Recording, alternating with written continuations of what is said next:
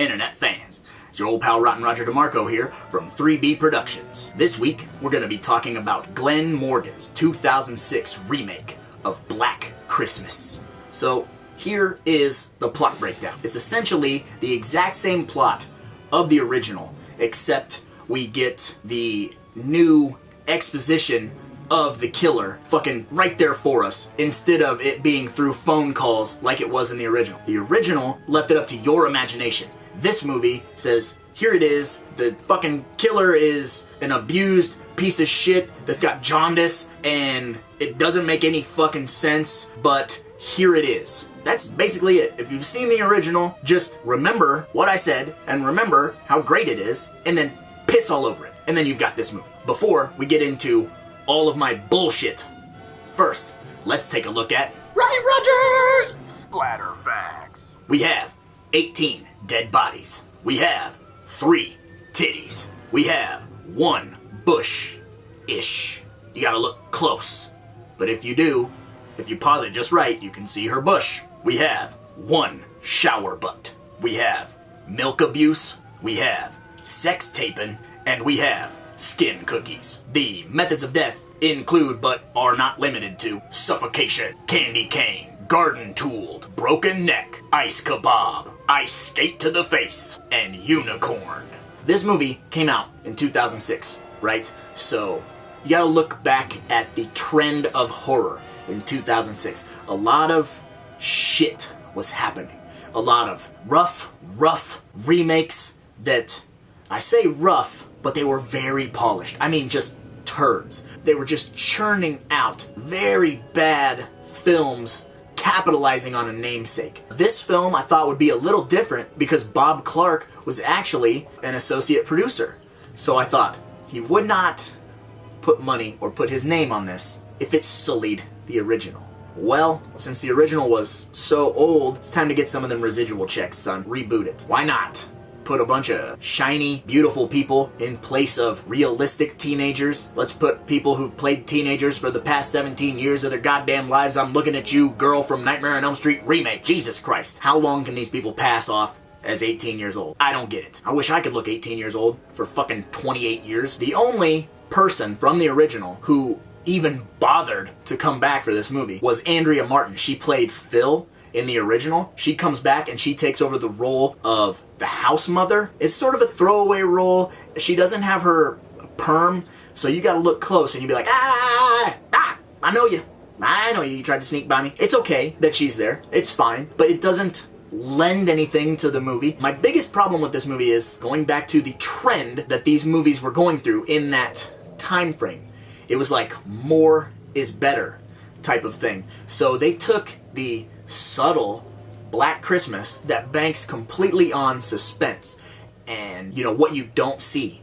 And then they said, fuck all that. Let's just splatter a bunch of fucking gore at everybody and let's ramp up the kills. I can't remember the kill count in the original. Last week, 7. This one doubles that. Why? Sometimes less is more. We don't need it. It is frustrating. But I will say one positive thing about the Black Christmas remake. It is, in every sense of the phrase, it is a popcorn movie. You don't have to think. You're not gonna be scared. This is the teenage version of Black Christmas. This is for the people who want gore and tits, an occasional funny line delivered. This is not a suspenseful film. Obviously, the tone is completely different.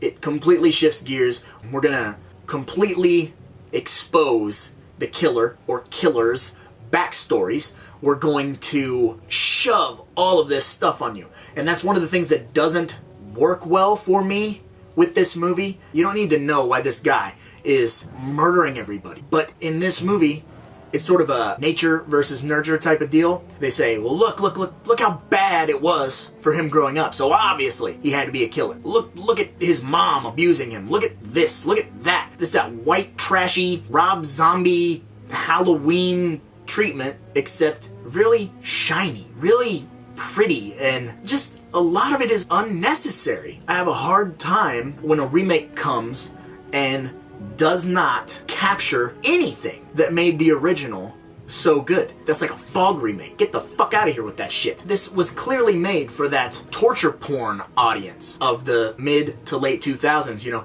everyone was riding that high of like Saw and Hostel.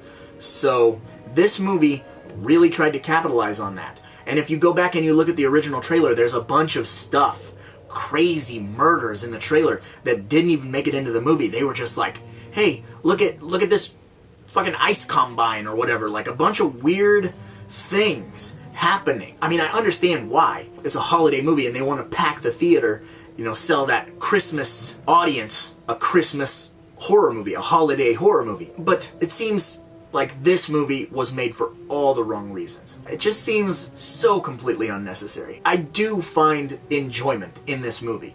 I do think it is sort of just a mindless background flick. You know, you want to watch a couple girls from the Final Destination franchise get killed, the girl from the Elm Street remake, whatever. You want to watch some of these super, super pretty, not believable teenagers get murdered. And that's fine. You want to watch a high body count, you want to watch people get dispatched.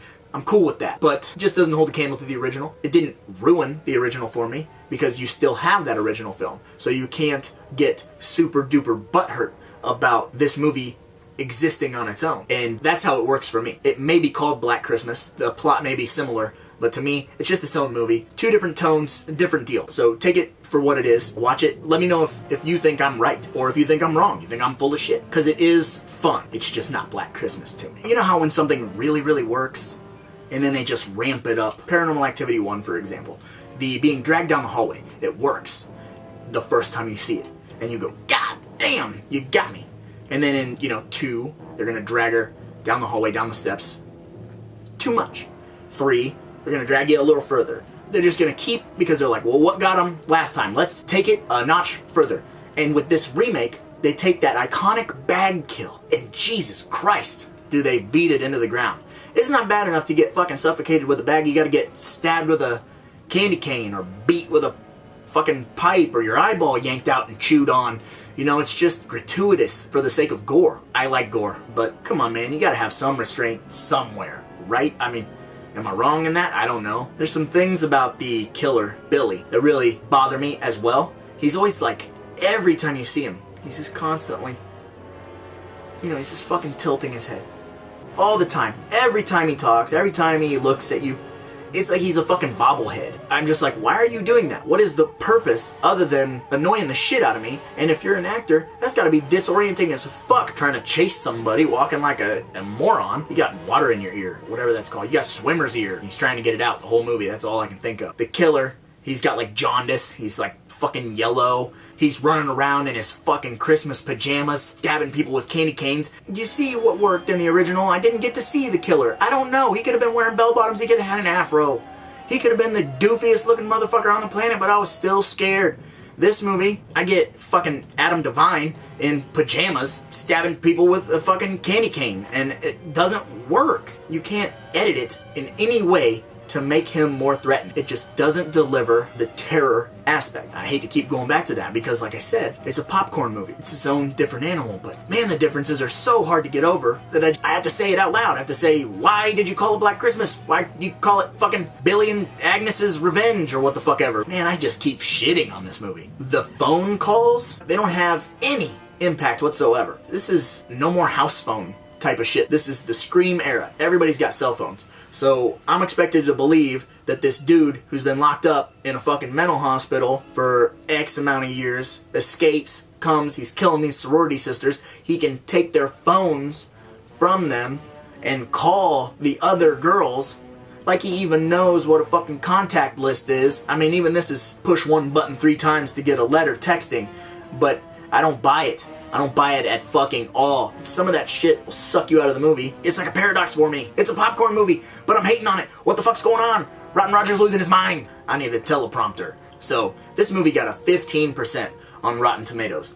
And actually, the director said that if this movie did not perform well, that he would never direct again. And it did not perform well, and he was basically true to his word, because he hasn't made a movie for a decade or something. Which is a shame, because even as much as I'm shitting on this movie, it is still fun. It's still a movie worth seeing. it's still a movie worth having in your collection. We owe it to those films. Even if they're being made as a cheap cash grab because they know that these films have a built-in audience, so fucking what?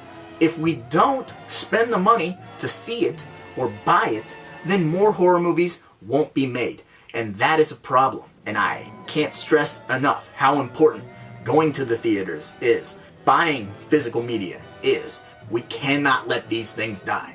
So even if it means buying a bargain bin copy of the fucking 2006 Black Christmas remake, at least it's yours. And at least you can take it off the shelf and go, I remember this being kind of bad. I should check it out again.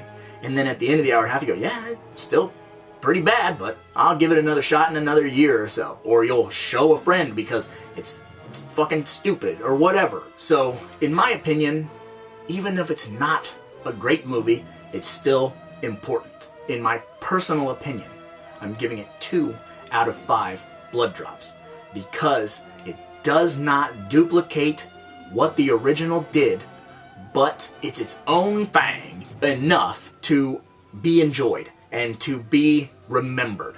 Make sure that you like the video, subscribe to the channel, click the bell for notifications, and if I've swayed you one way or another, click the link in the description and get a copy of the Black Christmas remake. Well, I suppose I should probably get going, because after all, there's a lot of movies out there, and somebody's got to watch them. So why not me, right?